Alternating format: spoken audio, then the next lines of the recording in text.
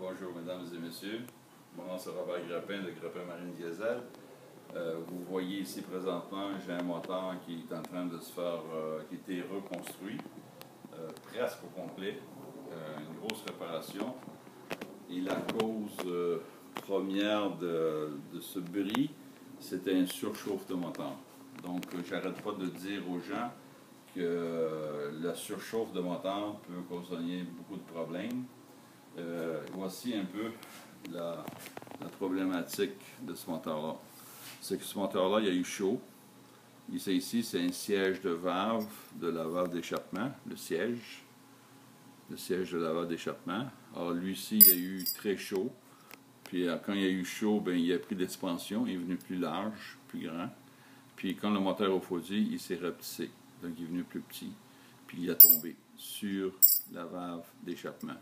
En tombant sur la valve d'échappement, bien entendu, ça a causé des problèmes. On a été chanceux que ça n'a pas brisé ni les pistons ni la cylindrie.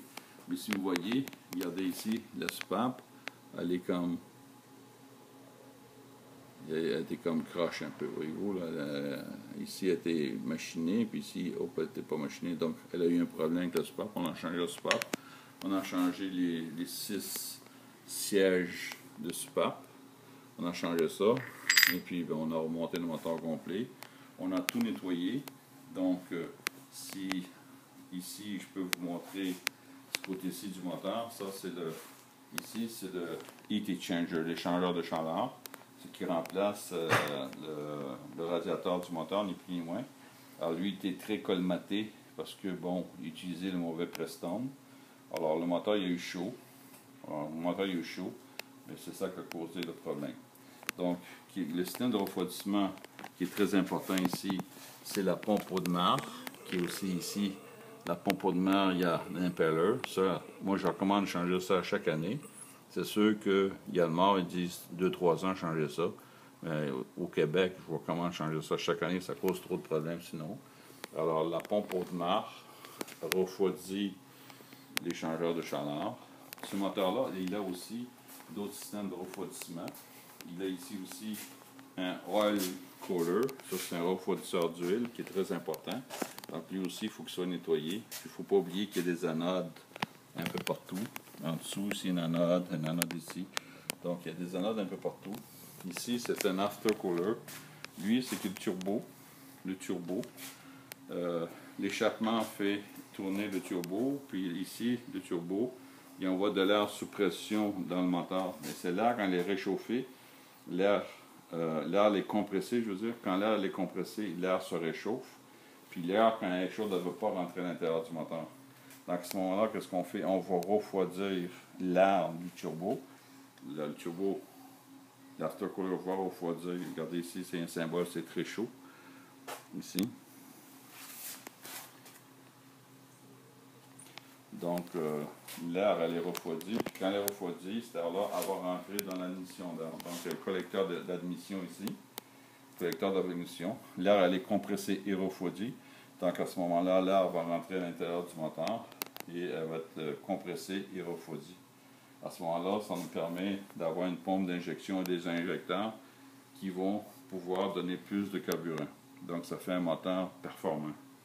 C'est un moteur qui va performer davantage. Et ce moteur-là, il n'est pas complètement monté. Ici, il manque les filtreurs à l'huile qui viennent ici, qu'on va installer ça sur le bateau. Et puis, dernièrement, j'ai fait un test ici de pression. Donc, j'ai une jauge ici de pression que j'ai compressée toute la nuit.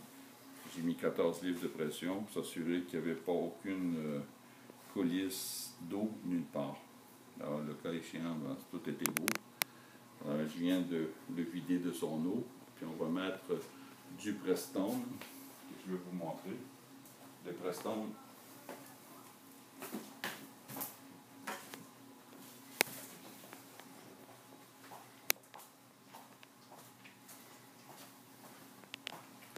Le Prestone qu'on doit mettre, donc le liquide de refroidissement, c'est un liquide de refroidissement Yanmar. Puis lui, ce qui est très important, c'est un Prestone qui est sans silicate en phosphate free. Donc silicate et phosphate free, sans, et puis compatible aluminium. Ça, c'est un Prestone qui qui ne se détériore pas puis ne colmate pas à l'intérieur du système de refroidissement. C'est beaucoup de gens font l'erreur de mettre n'importe quelle sorte de presse-tombe ou mélanger des types de presse-tombe. Yamaha, ils ont fait faire ce type de presse-tombe parce qu'ils ont eu trop de problèmes avec ce presse-tombe-là. Bien, ça évite une grosse réparation comme ça. Ce moteur vaut 42 000 $. La réparation est à peu près 20 000 $. C'est très dispendieux. Donc, pour éviter ça, tout ce problème-là, utilisez le bon presse-tombe. Et changer l'impelleur, comme je vous ai dit au début, l'impelleur de la pompe. Les gens négligent de changer l'impelleur. Souvent, ça cause des problèmes.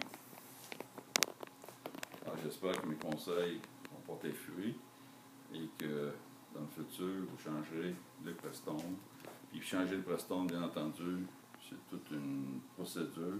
Il faut enlever le vieux presse-tombe, il faut mettre de l'eau dedans, faire marcher le moteur, enlever l'eau plusieurs fois. Puis toutes ces fois-là, il faut le faire, bien entendu, sans faire de choc thermique. Parce que si vous mettez de l'eau froide dans un moteur qui est chaud, le bloc il risque de craquer. Et s'il craque, le moteur il est fini. Ça prend un nouveau moteur. Dans ce cas-ci, c'est 42 000 $. Donc, il faut savoir comment le faire. Sinon, engager quelqu'un qui connaît ça ou une compagnie comme, exemple, Grappin Marine Diesel, qui peuvent le faire pour vous ou vous conseiller comment le faire. J'espère que cette expérience vous portera porter fruit ou être conscient des problèmes d'une surchauffe de moteur. Merci.